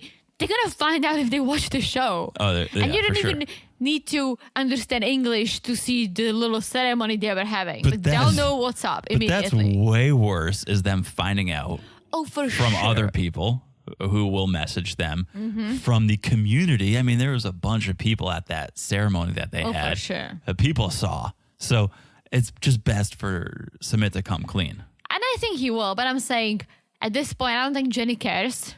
No, she got what she wanted. And it's his own Sumit. That's his parents. She got what she wanted. That's all on him. As Kenny said, film it. I think it was Kenny that film it. Okay. Speaking of Kenny and Armando, shall we go to them? Yeah, let's talk about our lovers. Kenny and Armando and Hannah with that cute little haircut. she so adorable. She's going to be a heartbreaker when she grows up. She Very cute. blowing the kiss to the camera. Loved it. Adorable. So we learn Kenny's in the States because Cassidy is about to give birth Literally. any second. Literally. Any second. And Kenny's conflicted because he does feel like he wants to be around his family. He wants to be there to support them, but he knows his family, his new family, Armando, is back in Mexico. So takes about 30 seconds for Kenny to break down in tears. I feel him. I would probably cry too. Classic Kenny. And he says he knows he'll never stay in the States because Armando, best thing that's ever happened to him, he's going to go where Armando is. Plus, listen, like I get it. Again, I have my family in a different continent, far away, not even Kenny freaking in Mexico. It's way easier to come to the States or the other way around. But I get it. It's a different country, right? He has grown-up kids who have their own lives, their own kids, their own fiancés, right? Yeah. And again, he's in Mexico. People go vacation to Mexico. They can come see him. He can fly up to the US. It's not such a big deal. No. And the fact that the kids are so hung up on their grown-up dad's life. It's crazy. It's crazy. Yeah. But we need this drama. Yeah. We need this drama. Otherwise it's Kenny sending back guacamole. And we can't deal with that for another season. So let's talk about it. By the way, who doesn't like guacamole? I have to say it. Maybe that's the secret to his looks. It's like, don't eat the guacamole. Please, avocado is the bomb. It's good for you. I put avocado cream on my face every night. It's good. So, okay. Speaking of his kids, Taylor and Madison are in the studio. Hello. Taylor's hair looking fabulous, but her personality is not really catching up with her hair. Madison looks very cute. And then we have Bryson and Cassidy joining online because Cassidy is literally about to give birth. I'm glad Bryson's there because Cassidy could pop at any second. So it's good that she's got some family nearby. For sure. So let's talk about it. Well, we also have Armando's sister, Debbie. Oh, that's very true. And mom. It's a family affair. Mom looks good too. It's a family affair. And I'll just note this. They cut to Evelyn once everyone comes out. She's made herself a cocktail. She did? She had like a fancy tequila sunrise or something. It looked very... There was garnish. It was... What? It looked Well, they delicious. were at like a hotel or something. They definitely weren't at their house. It's the only benefit of the Zoom tell-all is that you can imbibe all 10 hours or however long it is. Oh, you remember that chick, Stephanie Stupaga's best she friend? made an appearance on The Single Life who was just getting wasted off that red wine. I mean, that's what you do. She's like, I'm Italian. This is what we do. It was such a bad look for her, but she's back. She's back. So yeah, Evelyn made herself a cocktail. I loved it. So, okay. They roll the footage of seniors' coming of age story, seniors coming around to gay marriage story. Accepting the gay marriage as something normal and that's how we have to treat it. And I loved it. Acceptance the segment. And apparently, this was the first time Kenny and Armando were seeing the footage. So that was beautiful, which brings me back to this little question. I thought they all watched the season prior to the tell-all. But maybe not. They film the tell-all probably mid-season. You think so? Yeah, they have to. Mid-season? When would they have filmed the tell-all? They just rolled the last episode last week, and now all of a sudden the tell-all is ready. They filmed it months ago. Yeah, but not before the season ended. Yes, of course. Of course they had to. Yeah. Think about it. They just played the finale episode last week. Yeah. So that just aired. They couldn't have seen it before last week. Unless they got a super early. That's what I'm saying. Unless they got a super early screener. There's no. They probably, at the point of the tell-all, they've probably seen a handful of episodes, several episodes. They have not seen the whole season. I mean, I would hope that they didn't. So the first time they see some of this stuff is during the tell-all, which not even with them. Also with Evelyn and Corey, it seemed like that was the first time Evelyn was seeing some of the footage. So let's go with that, right? So they see Senior being emotional, accepting. I freaking loved it. Finally, dude living in 21st century with his, what is it called? His wallet chain. Yeah, his wallet chain. Yeah. No, it was great. And probably the most emotional person watching was Sumit. Because acceptance is all he wants. It was startling to see that because you go, oh, wow, this isn't just for show. Yeah. This isn't a storyline. those are real tears coming for from. sure. It's the first time I've seen him get emotional, and it's watching this moment where Armando's dad accepts something that he had a hard time accepting, and Sumit's going, I wish my dad could finally accept this. Acceptance is all I want. That's all he wants. So, okay. We then get to the baby issue. The baby conversation. And Virginia and Debbie didn't know they wanted to have a child, but they're into it. They just want them to have a child of their own. Because apparently in Mexico, Yes. adoption is not very common. Not a big thing in Mexico. Kenny's kids, on the other hand, feel the other way. Well, first Cassidy basically says, I would be more for the adoption because bringing a baby would make your grandchildren older than your children. What? Who cares? Who cares? Literally. This woman is on the verge of going into labor right there. And she's saying, I'd be better off if they went the route of adoption. It's like, you're having your own kid. I'm also surprised because I thought that Cassidy and Bryson were both very supportive, which Bryson still is. Bryson still But is. I thought that Cassidy was team Bryson and Cassidy. But then we go back to Taylor, and Madison. And Madison says, for them, it would be the best if they did adoption. A little older kid. That's what they want. It's like, Yeah. who cares what you want? You have your own kid. And their whole response was almost like, ew, it's yucky. Like, no, it's yucky. Like, there was no real reason. It was just like, I would feel more comfortable if you had an adopted child. And basically, Madison said, it's like starting over. It's yucky. But you're starting over, Cassidy, so it doesn't make sense to me. And they're talking about it like Madison. Cassidy's having a child. Yes, but I'm saying this is Madison was saying all this. Right, but so Madison doesn't care that Cassidy's having a child and Cassidy's going to be consumed with her new child and won't be able to go to coffee dates. It's like everyone's got their own lives that they course. should be consumed with. And then Taylor is like, you're almost 60. Like, and far away. You'll be so consumed by your baby. What about us? It's like, while she also mentions that they're all grown up. It's like, girlfriend, A, you really have to think of what you just said. You're being jealous of your dad's imaginary possible baby. Yeah. But at the same time, you just think we're all grown up. That's what you should be. That's who you are. Right. Why don't you care about your dad's happiness?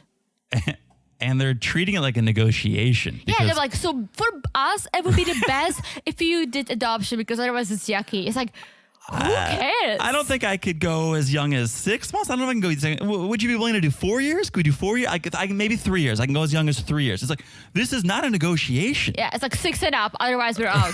Right. And again, I go back to the fact that Cassidy is about to have a newborn because relationships are a two-way street. Families are a two-way street. So how is it okay for Cassidy to have a newborn, but not Kenny? Because she's going, well, if you have a newborn, you're going to be so consumed. Well, Cassidy, you're going to be consumed. So how can you put all of your effort and energy into this relationship? And also, if let's say Kenny did live in the US with Armando and Hannah, he would still be consumed with Hannah and Armando and with his grandchildren. Yeah. He doesn't care about of course he cares about his kids, but he would be consumed with the new kids, the grandkids, right? Of course. Not with your grown-up kids. And again, I'm not saying he wouldn't care. Of course, they're his children, right? Let's just make this straight. But Taylor says, oh, you wouldn't have time for us. If he lived in the States, he would spend more time with his grandkids. Come on. Right. And I really do think it is an argument about Mexico versus America more than adoption versus biological. The age of the kid doesn't really much matter, I don't think. It's more of, I wish you were here in America so we could go on coffee dates. To me, that's what it is. Yeah, for sure. So all the girls are team adoption. Bryson, Bryson the saved only the day. voice who's like, it's about their happiness. I'm all for whatever they want to do. And Go, Bryson. just the faces of the sisters were like, stick to the plan, Bryson. Like, we talked about this. It's like, what are you doing? You're going off script. You're not our twin, which he isn't. No, he's got a mind of his own. So that was that. Yeah. Let's see. I don't know if I actually see Kenny and Armando doing either. I honestly, Armando has 3 kids. Armando has 1 kid. Kenny has 3 kids and grandkids. 4. Cassidy, Taylor, you're right. Madison, 4 Bryson. kids. Why do you need more kids? But this is just me thinking, right? Well, they're going to want to have a kid of their own. Potentially, that's the True. whole the whole thought. Like, I know. but yes, I think Listen, if they can and they can make it happen and that's what they want, they should go for it. sure, and we'll be here to watch. All right, A Ellie, little emotional. Ellie a and little Victor? emotional. Oh yeah, let's talk about these good-looking Ellie and oh my gosh, Victor. Victor's dangly beard goes back and forth like a It grandfather does. clock every time he talks. It's like very tick, distracting. Tock, tick, tock. Yeah, it's very distracting. But they're together. They're in the States. We flash back to Ellie and Hiromi talking about Victor's cheating past, right? Hiromi trying to talk sense into Ellie, but her not hearing it. Mm-hmm. Good friend everyone needs. Let's bring her out. Come on out, Hiromi. Well, let's not forget to mention that Victor is in the US on the K1 visa that they filed before Yeah. Ellie moved down there. That was so it almost sounded like that was the initial idea. But then it was taking a while and COVID happened. So she said, I'll just move to Providencia. Yeah. But the hurricane happened. Right. So I think during all this, the visa got approved. Now he's in the US, but he cannot leave. Correct. But as Victor said, eventually he wants to go back to the island. He Open doesn't want to live in the US. Pizza colada coming to a beach near you. Which I think it should make Hiromi happy because him saying, I want to go back home, I want to live at the island, I want to bring Ellie with me, means he wants to be with her. He's not with her to get to the US. Well, you got to bring the piggy bank with you. True. But I'm saying, for some people, it might sound like, he was just trying to get to the US, right? Right. Him right. saying, I'm here now, but I want to go back. Right. No. Okay. So Hiromi comes out and Sean asks, what red flags did you see in this relationship? How are you so perceptive? And you saw something no one else saw. What was it? And Hiromi's like, the cheating? That's a pretty big ass. That's a big ass flag. pretty big red flag. Yeah. And Victor goes, come on, I'm not the first person to cheat in the world. I didn't do it for love. Like, who's never cheated here? And they go around. Kenny raises his Which hand. I can see. And then Sumit raised his hand. It's like, Sumit, you cheated on your wife with Sumit. Jenny. Sumit, you were catfishing Jenny. Yeah. If that's not cheating, it's lying. Yeah, that's the ultimate cheating is cheating on it's your like wife. yeah. I was sitting over there on the TV screen raising his Well, hand. when he was catfishing Jenny, he wasn't married. But he was still with Jenny when he was married. True. That's crazy. This guy's out of But his my mind. question is, who was he cheating on? Cheating on Jenny or cheating on his wife? His wife. He's married. True. He's bringing But other also, women he over. was with Jenny. What do you mean? Oh, he definitely cheated, but I'm saying, who did he cheat on? He cheated on his wife. His wife came first. Well, I guess his wife No, didn't. she didn't. That's a good point. You make a good point. He's been with Jenny for years. Ah. And his parents like, you have to marry this girl. So he was, Okay, but he Yeah. cheated. Either way, he cheated. he did. Either on Jenny or his... Probably not in his eyes. No, because it was never love. It was never real. But come on. Sumit. Which I can Put your hand see. down. Put your hand down. But still, let's say we gonna say he didn't cheat on his wife because it was never real. It wasn't love. He was cheating on Jenny. Yeah. Oh, there was cheating going on. There was cheating. There's definitely exactly. cheating going on. So Hiromi asks if Ellie trusts Victor. And Ellie's like, and Hiromi's like, come on, your hesitation says a lot. And Ellie's like, well, I trust him, but he has anger issues sometimes. And he's going to therapy. He's going to therapy for that it. I'm paying for. But I think he takes that on me sometimes, and that's not fair.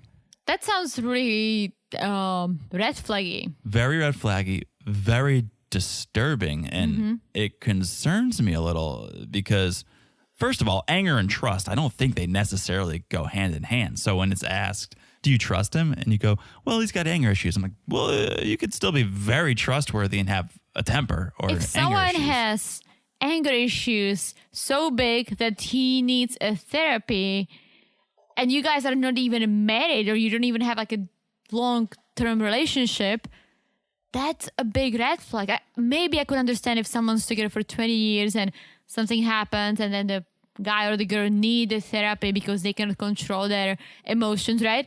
I can understand the other person supportive. You've been together for so long, right? You want to work on it. Mm-hmm. Being with someone that you've never really lived with, you've been giving him money, he's been cheating on you, or he cheated on you, right? And now you're saying you don't trust him, he has anger issues, he goes to therapy. Whoa. Well, here's the real issue for me, and I hear what you're saying, but the real issue is her going, he takes it out on me, and we know he has a domestic violence charge. Oh, so that's right. That's right. that's why I'm concerned, because he's getting so angry. How is he taking it out on you, Ellie? Is it getting physical? I hope not. I hope not. Screaming or storming that's off. bad too. It's bad, but it's not as bad as getting Yeah, physical. but why would you want to keep a relationship with someone You who... wouldn't, but my point is this guy's got a DV charge. I see it. So that concerns me, and fingers crossed that's not the case. But if it is, And also, get out of there. yes, I was just going to add, why would you want to be with someone who says, ugh, who never cheated? Come on. Right. It's like, Right. I get it. Like, people do cheat. Sometimes people cheat when they're unhappy. I'm not saying it's right. It does happen, right? But when you justify it like this, basically saying, ugh, please, who never cheated? That's wrong. And there's a difference between cheating in general or in your past and cheating on the person you're with. So there's people who cheat and it's like, well, I wasn't with the right person. I didn't care about the relationship. When I meet the right person, I'll never cheat. He cheated on her. So if you cheated on that person once, you'll probably cheat on them again. It's not like, well, I was never happy, but now I'm happy. It's like, no, you cheated on this person. So issues all around. Big issues all around. Issues. So then the other issue comes up, which is money. And Ellie's like, call me cheap or whatever, but I've helped you out a lot. And this makes Victor feel bad, a little uncomfortable, because he can't contribute to the relationship. And we learn about $5,000 is what Ellie's given Victor. I can't believe that it was just $5,000. I know, which nothing to sneeze at. 5K is 5K, but we've watched this show long enough where we know guys like David or others are tens of thousands, 50,000, you know? So when you hear 5,000, you're like, Caesar, right? Spending his entire paycheck. Oh my gosh. So you hear 5,000, you're like, I mean, like living off of ramen noodles. Yeah, oh, poor Caesar. So you hear that, and Sean asks Hiromi, do you think this is going to last? And of course, Hiromi, she's not positive. Here's what I'll say. I don't know if you noticed. Very subtle. But Victor and Ellie were really the only couple who were showing any affection during this. That's not true. There may have been one. Who were you going to say? Aryan baby. There may have been one point where I think Ari leaned her head on Baby. Okay. One moment. Watch the entire tell-all. Victor and Ellie are holding hands, or he's scratching her leg, or they're cuddling the entire time. It wasn't just like, oh, one moment. Well, also, some people are on TV and some people are half on TV, half in the studio. Okay. So. But I bought it. It looked authentic to me. It looked like they actually do love each other. It looked like they have a good relationship, like they're comfortable with each other. And that was positive to me. That made me think, oh, maybe they will last. I think she also gives him a lot of passes because she had a tough past. Yeah. And she found someone else that she loves. And so even though there are bad things going on, like his anger issues and all the money issues, she's still like, oh, like, let me look past all this. Like, he can be sweet. He can be nice. I believe that. But I still think she should look at the issues that she are needs happening. to keep both eyes open. Yes. Here's my only wish. We're at the end of this segment. I wish they brought out Dylan. I want to know how the pizza business is going. Oh, yeah. And how many kids he's kidnapped since the season started. Probably a lot. Probably a whole bunch. Pizza parlor. Pizza. Right? Little Caesar. Dylan. Okay. That's Ellie and Victor, which brings us to our last couple. Corey and Evelyn. They're still together, even though things aren't perfect. Apparently, Corey is on very thin ice because he hasn't been completely transparent with Evelyn, which what else is there to share? I know, but apparently new things are coming up. Corey. Okay. So we immediately flash back to Corey eating penis. And then Corey's brother telling him he won't go to the wedding. All the greatest hits, all the most depressing moments in Corey's life. And that's when Sean brings in Leslie and Lipsy and Matt and Judge Taylor. Matt and Taylor in person. Yes. Hello. Yes. Lipsy and Leslie are joining through the video. Yes. And Sean asks about the penis soup, if they regret ordering it for Corey. And they're like, definitely not. Corey needs some balls. But apparently it's a ball soup, it's not a peanut. I was thinking, I'm like, I don't think you're eating a peanut. Bull ball soup, you know. Bull ball soup. And Corey was like, yeah, not my favorite. But the main issue, which I totally understand, was their motive. You know, it wasn't that he was eating ball soup, it's that they were trying to mess with him. Oh, I totally get it. Like, listen, you know, in Czech, we eat pig brain with eggs, like scrambled brain. I would offer it to you, but I would tell you what it is. I would be like, you want to get a little smarter? And I appreciate that. Yeah, this guy needs more brains. Here, eat this. Yeah. So brother Matt's like, it was an immature act, but it was pretty funny. And Judge Taylor's like, I'll allow it. Let me just bring this up. I don't know if you saw it, but Matt and Taylor. First, I thought they were Corey's siblings. Yeah, I could see that. They look the same. I could see that. They look the same. Same colors, like this whole thing. I'm like, oh, look at Cody. He has a sister. Oh, no. That's Matt's wife. Sister-in-law. Sister-in-law, Yeah. exactly. Okay. Yeah. Second, though, you said first. That was your only point? Oh, my only point. Okay. So we learned the time brother Matt spent with Evelyn wasn't greatest. And Corey's trapped and has no say in their relationship. That's how he feels. And Taylor's like, yeah, we don't have a good relationship with Evelyn. Turned pretty sour pretty quickly. And Evelyn's like, yeah, you guys didn't care about me. You only talked to me when the parents were around. And so Corey says, I was upset. The way you treated Evelyn caused us all to become distant. It wasn't good for our family. It fractured us. And that's kind of why we are at the place we're at now. Well, he kind of blamed it on Taylor. He said, oh, it all started going, separated way after Taylor joined the family. Yeah. So it's almost like Cody's blaming Taylor, Matt is blaming Evelyn. Evelyn's having a kick out of this whole thing. Just joking with Evelyn. I'm like, maybe Evelyn and Taylor can become friends after all, because I don't know about it seemed like the brothers have issues with the wives. I don't know about that. I don't think they got along at all. No, they didn't. But I'm saying now when Evelyn was kind of like joking about it. So it's almost like oh, wait a minute, Matt, you had an issue with me, but Corey has an issue with Taylor. So probably it's our fault. Right. We have that in common. We all hate each other. Yeah. So Corey gets kind of sad. He's like, I've been here 7 years. Not one person from the family has visited me. That was very sad. And Steven must have been like, oh shit, I haven't started trouble in a minute. What can I say? And Steven goes, excuse me, Corey's not really alone. He does have Jenny. And I almost feel like the production told him to say it. Because that came out of nowhere. You're giving Steven too much credit. That came out of nowhere. You're giving Steven too much credit. So everyone's like, oh shit. Except Sean, who's like, thank you for breaking the ice. Great segue. Because they play the Jenny footage.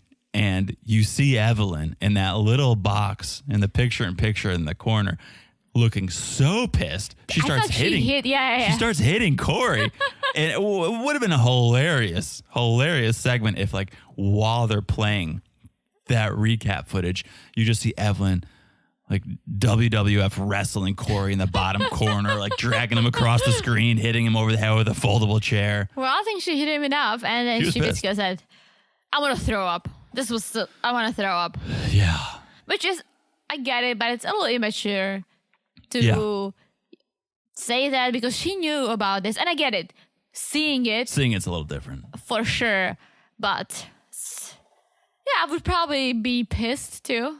Yeah. Corey looks like a sad puppy. He apologizes. He's like, I want to take ownership. I want to move forward. Everyone starts piling on him. Yeah, Lipsy even and Matt Leslie, is like, dude, that wasn't cool. You got to take inventory of your past mistakes. Lipsy and Leslie saying you're not a real man. Evelyn starts crying. It's the most emotion I've seen from her.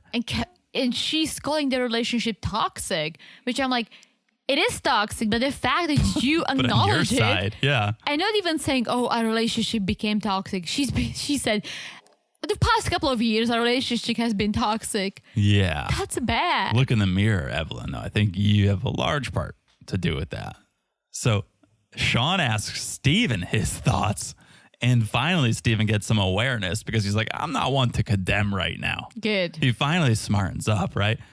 Evelyn looks so defeated. She thinks maybe we need a therapist to help us break up, which is an interesting avenue. Go to a bad therapist. They probably will have you breaking up. But that's it. I mean, how did they not bring Jenny in? Right? We got Minty last time.